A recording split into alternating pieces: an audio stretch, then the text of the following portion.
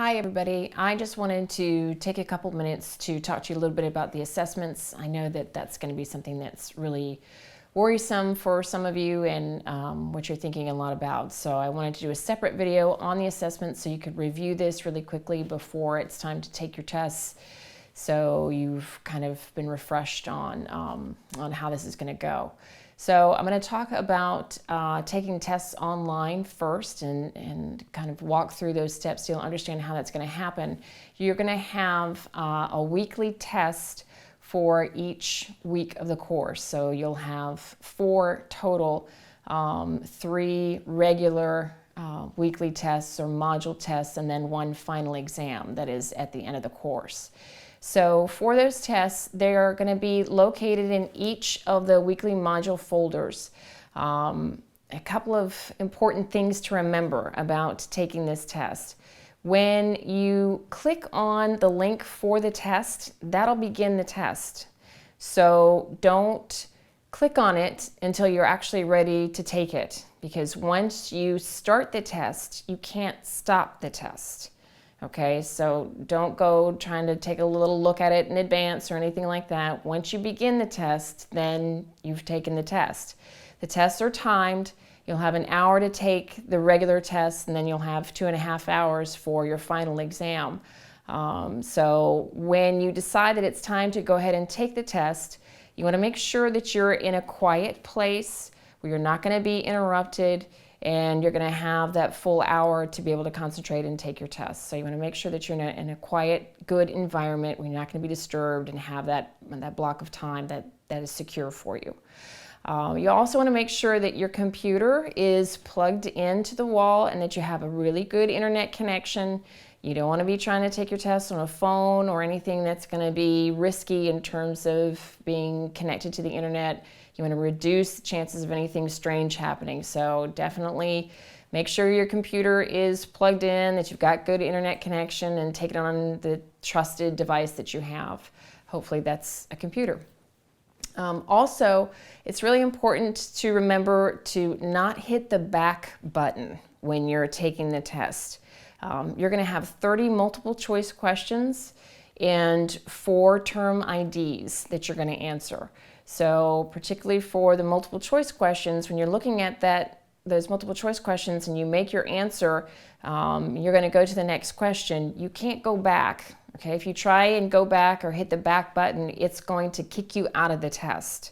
All right, so once you make your answer, that's your answer. Just go ahead and move forward and continue with the test. So don't hit the back button.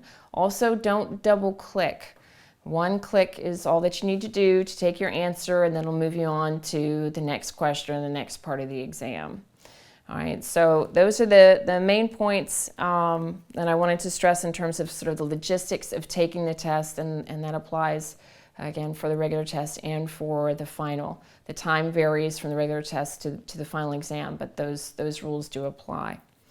Also, for the tests, you're going to, as I mentioned, you'll have 30 multiple choice questions, and then you'll have 4 term IDs. The multiple choice questions are 2 points each.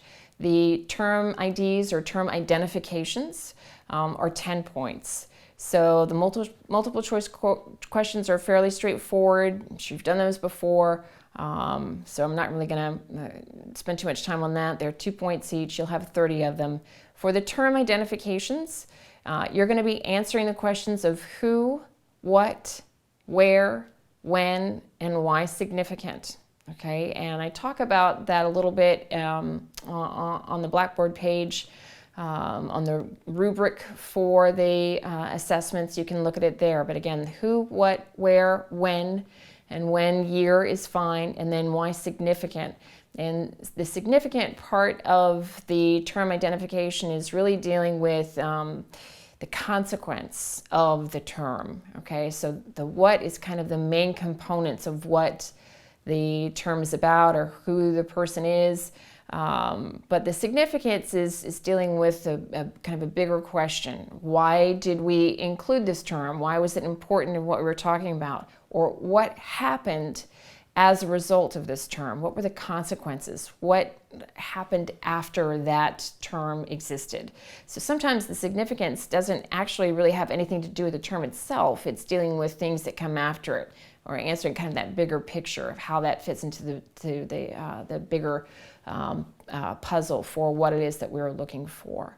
So with the term IDs, it's not a writing exercise. I'm not going to be grading you based on grammar. It is really about content. So you don't even really have to have complete sentences in answering those 5 questions, but you do need to be pretty good and rich in your content in answering that. Okay, so those are important. The who, what, where, when, and why significant. And you'll have a little bit of choice on those. You'll be choosing from one of 2 terms to answer the 4 questions. You'll have some options there. So those are the components for the regular test. And then for your final exam, you'll have that information or those questions like a regular test. You'll have multiple choice questions and then term IDs for the content for that week. And then you will also have essay questions that will be cumulative. Okay, there'll be broad essay questions that will ask you to make connections across the course of the semester. So we'll revisit that, and I'll talk about that when we get to the last week of the course. But I'm mentioning this now so you don't throw away notes and any information that you take up until that last week. Hang on to everything, because you are going to have cumulative essay questions that you're going to be answering for that final exam. Okay, so you've got the regular tests, 3 regular tests or weekly module tests. Those are 20% of your grade. And then you'll have your final exam, which is 30% of your grade. So the majority of your grade is coming from those tests, from the traditional or regular tests, and then your final exam. And then 10% of your grade, that last 10%, is coming from weekly assignments that are based on primary documents. Those are discussion board questions, or DBQs. It's not anything terribly extensive. You'll have a few questions about the content of the piece. They're hitting in the middle of the week, just to make sure that you're kind of moving forward in the week and that you're starting to do some reading and looking at the material.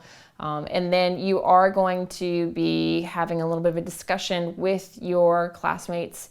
You're going to be asked to reply to one of your classmates' answers to one of the questions that I pose for those documents. So again, you'll have a couple of questions on the document itself, and then one of the questions I'd like everyone to have a discussion on, and then you'll just need to post a reply to something that somebody else said. And it's fairly straightforward. It's not terribly time intensive, but it is sort of just a check-in to make sure that you're moving along with the content. And collectively, all of those discussion board questions altogether are only 10% of your grade, so it's not anything terribly heavy. And it's a nice chance to talk about the documents. So those are your assessments, and those are how those are going to go. And again, this is all online, so there's no need to feel like you have to actually go to campus, including the final exam. That's all online as well. And you'll have a window of time to be able to complete the assessments. And if you look at the course schedule or the task list that is in each weekly modular folder, you'll see the dates of when they're available and when they need to be completed. So the day that the assignment has to be completed by, it's usually Sunday for the weekly test, for example, that needs to be done by 11:59 p.m. on Sunday. That's East Coast time. It needs to be finished by the end of that day. That's when that's due. So you've got some flexibility, a couple days in there of when you begin the test. But you have to have it finished and in no later than the end of the day on Sunday. So check the course schedule or check your task list in each week, and you'll see when that flexibility is and when the due dates are. But those are your assessments for the course. And of course, email me if you have any questions. Good luck.